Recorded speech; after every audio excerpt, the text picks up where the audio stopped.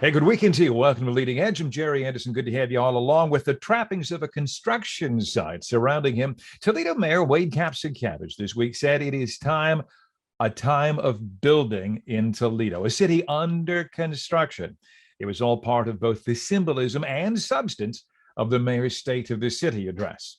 He talked of the unique and important opportunities the city has in front of it because of resources from the federal government's American Rescue Plan. And the mayor joins us now on Leading Edge, turning that federal largesse, if you will, into Toledo's rescue plan.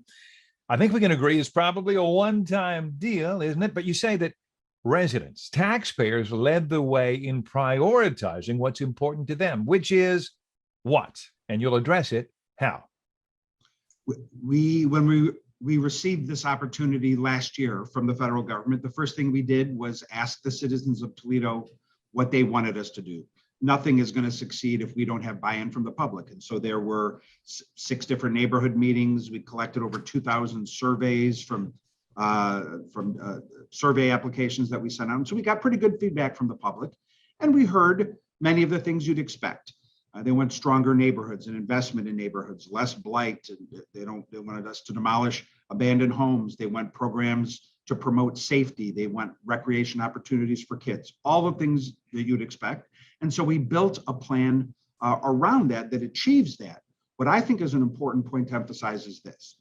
Let me just take one example. While we anticipated, for instance, that there would be a desire on behalf of the public to eliminate the lead service lines that we have in the city, about 3,000 of them, and that's because we don't want what happened in Flint to happen here. We didn't expect that to be the number one issue, and yet it was. And so we moved up something that we were going to do anyhow to the top of the list. And so of the $180 million that we're receiving from the federal government, we've already allocated 64 million of it. We're already underway.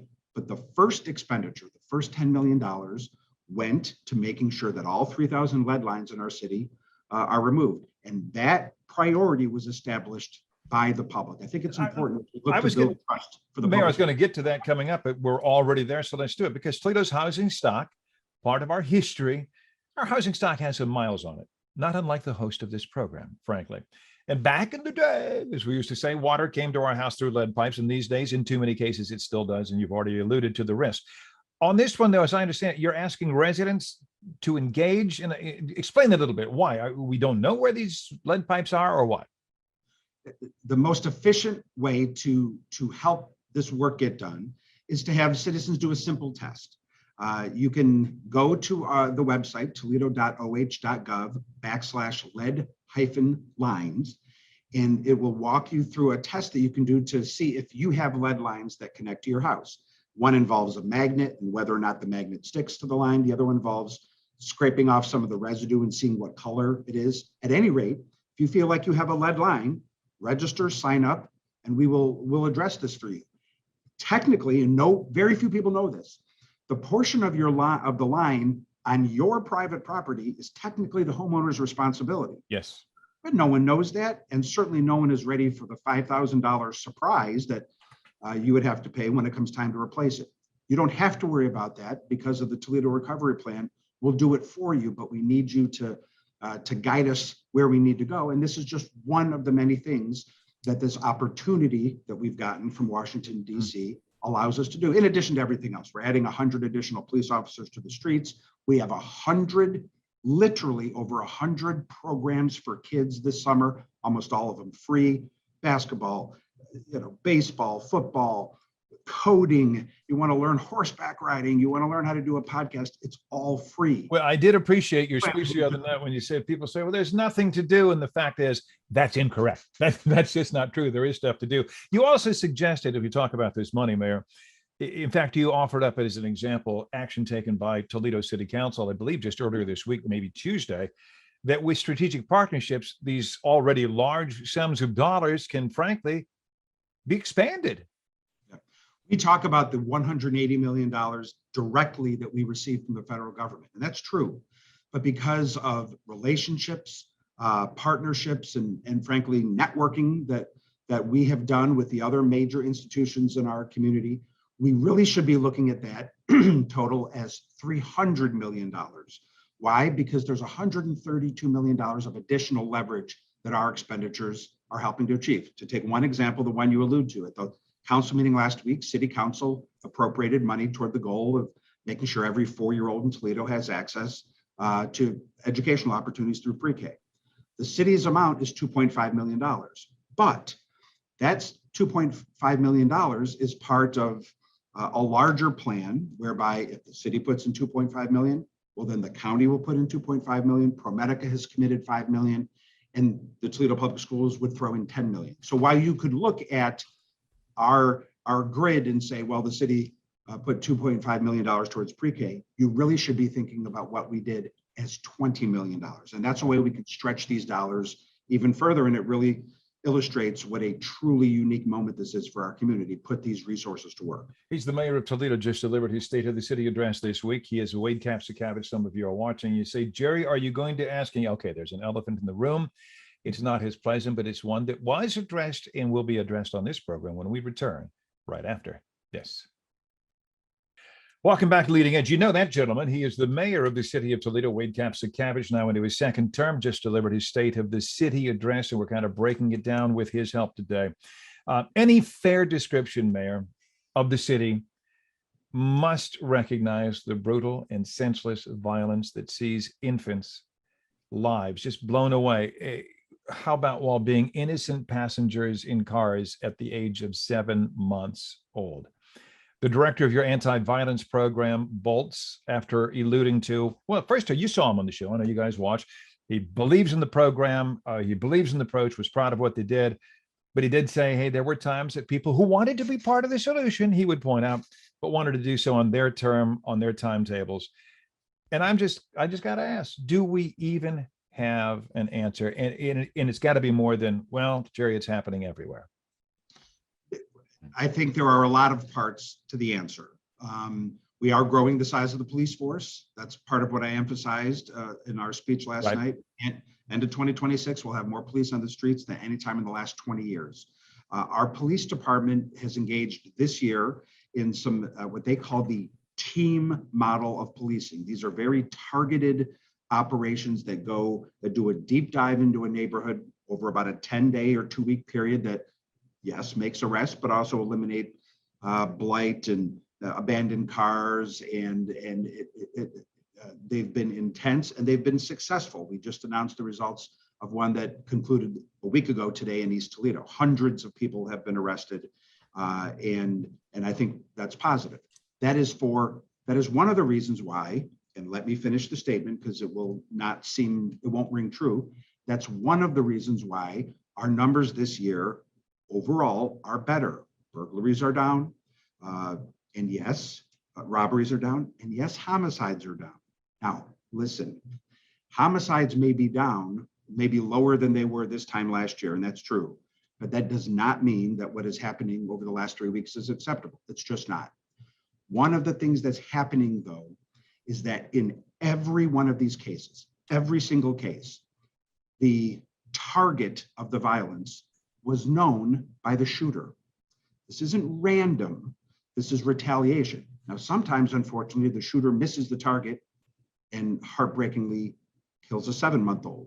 But what we're talking about here is retaliation, and it does govern what our response should be. So yes, part of it is an enforcement question, policing after the fact, and we are increasing our numbers in a way that hasn't happened in 20 years.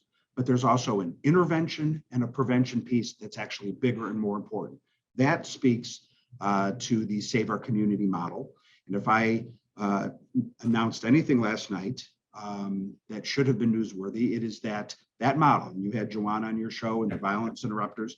We are moving that out of City Hall into a private entity, a community partner, a partnership that has resources of its own that can bring that part of the puzzle closer to the neighborhoods, closer to the people. That's how this needs to work. It's always been our intent. We're finally ready to do that. So you bet the city has a role.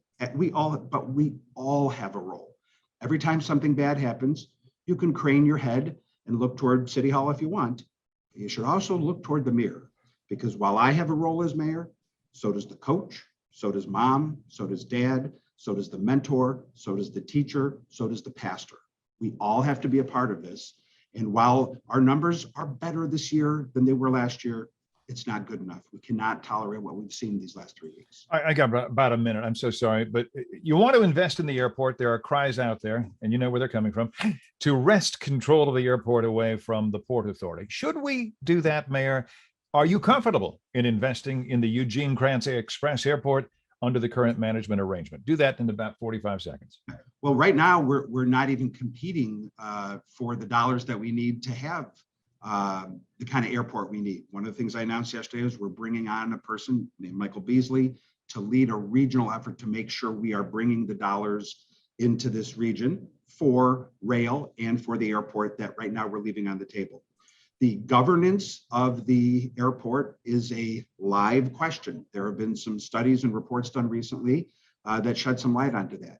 If we are going to take the next step on governance and think about a different governance model, the Lucas County commissioners under our form of government would have to take the next step.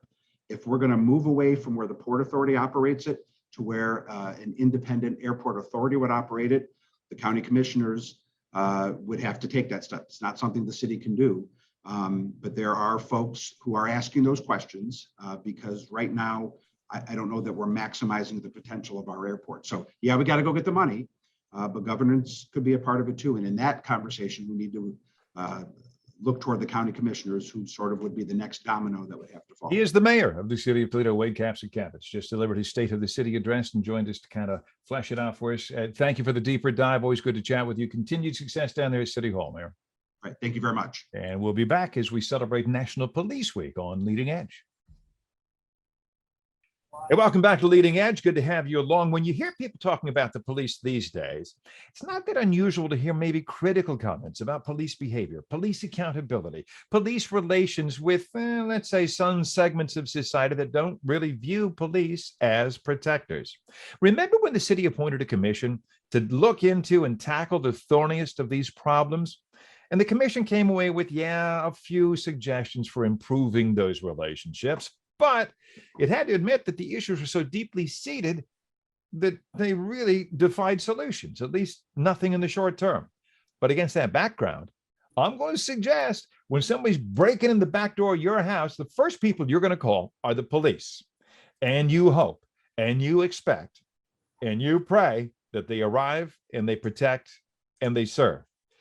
This is National Police Week, a designation, I think, going back to the Kennedy administration, early 60s. And I welcome in Police Chief Mark Hummer, Lake Township Police Department. Mr. Hummer, also the Township Administrator. Good to see you, young man. And I say young, although I just found out he's the longest serving law enforcement officer in Wood County, starting his 39th year. He apparently started when he was 8. Yeah, thank you very much. Yeah, I tell people I don't have to wear the stars on my sleeve. They can look at my face and see I've been around a while. They've got the well. You have your community policing officer, who's your crime prevention officer, Ron Craig. I've known Ron for years. He has penned an article for the Suburban Press that I thought really makes us sit up and take notice, Chief, because I think a lot of people hear township police and they think, oh yeah, they'll catch an occasional speeder, a red stop sign runner, red light runner, get a cat down from a tree. But his article recounts some real life dramas in which, with guns drawn, your guys have to go against some bad dudes. Yeah, oh, absolutely. We have, every small town faces the same dangers. Every small town officer faces the same dangers as our brothers and sisters in the bigger cities. Maybe not on the frequency, but in our jurisdiction, for example, we've got the Turnpike and I-280 running right through it. We have 5,000 guests a night sleep at our truck stop. So we have a city within a city, and we have a lot of traffic issues. So yeah, we've seen our share of violent criminals and we're expected to apprehend them just like everybody else. How do you, Chief, characterize the importance that people, the residents, the citizens, place on protection? Well, we passed a levy, an additional funding levy for our police department in the middle of COVID, when people were, suffering, not knowing their futures with the economy and everything else. And we almost got 70% of the vote for additional funding. People out here, our residents truly see the value in having a well-funded well-equipped police department, and we're very fortunate. So they see the need, they support you guys, but your profession, Chief, does face challenges in terms of recruitment and retention, doesn't it? The police, something called the Police Executive Research Forum, and this was 2021, so recent stuff. Their survey from law enforcement agencies on all different levels reported an 18% increase in resignations, 45% increase in retirements, and that was just compared to the previous year. Why is that happening? It's become kind of a brutal profession to be in, and the issues we deal with on the street are being magnified sometimes by the mistakes that some of our officers make, and the whole law enforcement gets a black eye out of that. And there's a lot of pressure and a lot of critique, which is fair. We need to be critiqued, but sometimes it feels as though we're not getting a fair shake on the law enforcement side. That combined with, it is a dangerous job. It's you strap on a gun and a bulletproof vest to go to work. It's not a normal thing. So it takes a special person to want to do it. But it is down. When I took my test for Perrysburg, there were a couple hundred people took that test. Yeah. Now Perrysburg's out recruiting from smaller agencies because nobody's taken the test anymore. Well, let's do that because, people leave. We understand why. And you've given us some of their motivations. Here's a 2019 report from the International Association of Chiefs of Police. Again, all levels, federal, state, local. 78% of agencies, 78% say they have trouble recruiting eligible candidates. 75%, that's 3 out of 4, report recruiting more difficult now than it was in the past. Do you see that? We do see it. I'm not going to lower our standards for our officers. We don't have a problem here. There are officers willing to come here, and that's built on our reputation as a good place to work. We have a great police department. We have a great community. But do I have the amount of applicants that I had before? No, it's down across the board. I'm going to respect this. Chief Mark Hummer, by the way, police chief out in Lake Township. He's been in law enforcement 39 years. Good Lord, started his 39th year. But you say you won't lower the bar, and I respect that. But some apparently are, because that same survey, International Association of Chiefs of Police, 50% of agencies said they had to change their policies to increase the number of qualified candidates. I read that as they had to lower the bar. And then what about how that affects all of us out here? Sometimes policing itself can get watered down. 25% of agencies had to reduce or eliminate services, units, or positions due to staffing difficulties. Now you're out here, that's where we live, and that's what we should be concerned about. You mentioned something. I don't like to dwell on statistics because people look at those as numbers. National Law Enforcement Memorial Fund talked about law enforcement officers dying in 2021, saw a huge increase, 55% increase from the previous year. Most of those losing their lives to COVID. When people talk about the first people out there, the police officers, the most exposed. But make no mistake, the number of officers killed by a gun increasing 36%. Traffic-related incident killings, such as during traffic stops, up 38%. And this is a dangerous, dang profession. It is. And, there is no work from home. There is no opportunity sometimes to wear a mask or protect yourself because we're expected to respond immediately. Our equipment needs are being met with bulletproof vests and appropriate armament, but society in general has changed, and it's not just police officers. Homicide rates across the board are up. We have people killing people as well, and we're getting caught up in that. These are still well-paying jobs, great benefits, attractive retirement packages. But what else do police officers get from wearing the uniform? I'm talking non-monetary stuff. I mean, they're just a different breed of cat, aren't they? Well, yeah, we as a profession are different. It is a calling. There's no other way it can be described other than a calling. It is a brother and sisterhood that enjoys helping people. And of course, there's some adrenaline rush in that, with getting bad people off the street. That feels good. It feels good to help people. Yeah. Not only do we get paid, we get a self-satisfaction at the end of the day that, you helped your community. You helped someone. Yeah. Even if you didn't do anything, Yeah. just your presence may have prevented something from happening. And at the end of the day, folks, well, I tossed some numbers out there in percentages. Police officers, you like to point this out, Chief, they are, after all, people. They're your neighbors. They're somebody's son, daughter, husband, wife, mother, the dad. These are folk. They're people. Yeah. One of my officers, a pursuit started in Toledo in February, and they came down here. And the gentleman they were pursuing literally rammed one of my cruisers on purpose. And he could have seriously hurt my officer. Yeah. And when we did catch him, which we did catch him, yeah, I had some unsavory things to say to him. I'm not surprised Chief Hummer shared some sentiments with that. I did. Yes. Well, on that note, let's leave it right there with a thank you to everybody who wears the uniform. This is National Police Week, and I wanted to get somebody in here who has lived it, who has breathed it, and continues to protect and to serve. Chief Mark Hummer, Lake Township, thanks for what you do. Pass it along to your troops and other police officers out there. Thank you for what you do as well, Jerry, getting the message out. Take good care, Chief, and we'll be right back. Thank you so much for watching. Have a great week ahead. See you next week on Leading Edge.